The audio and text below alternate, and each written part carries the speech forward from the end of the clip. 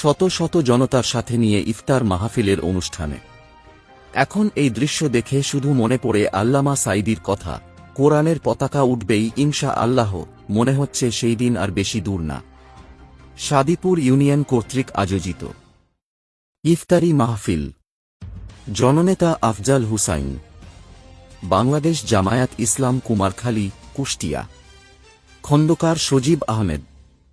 চাঁদাবাজি চলছে, এই চাঁদাবাজি যারা করে নামাজিরও, কোরআনের হাফেজরা, মাদ্রাসার শিক্ষকেরা, দেখেন চাঁদাবাজি যারা করছে তারা সমাজের যারা কোরআনের কাছে আসে নাই, যাদের পিতামাতা তাদের সন্তানদেরকে কোরআনের সংস্পর্শে আনতে ব্যর্থ হয়েছে, আজ তারা সমাজে ধর্ষণ করে।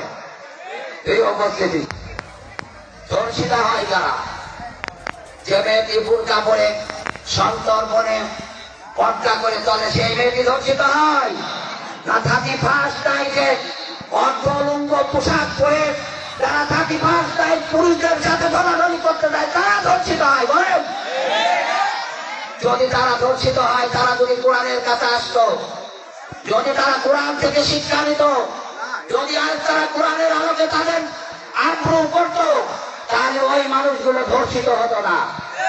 বাংলাদেশ জামাত ইসলামী এই বাংলাদেশের সকল মানুষের কাছে মহাগ্রন্থ আল কোরআনের এই আহ্বান পৌঁছে দিতে চাই। আল কোরআনের এই শিক্ষাকে বাংলাদেশের প্রত্যেকটা মানুষের কাছে পৌঁছে দিতে চাই। আমরা বিশ্বাস করি যদি প্রতিটা মানুষের কাছে আমরা কোরআনের আহ্বানকে পৌঁছে দিতে পারি, তাই প্রত্যেকটা ঘর হবে কোরআন যারা ঘর, যে ঘর কোরআন যারা ঘর, যে ঘর কোরআন থেকে শিক্ষা নেওয়ার ঘর, সেই ঘর হচ্ছে তাকওয়ার ঘর। যে পরিবার কোরআন যারা পরিবার, ওই পরিবার হচ্ছে তাকওয়ার পরিবার।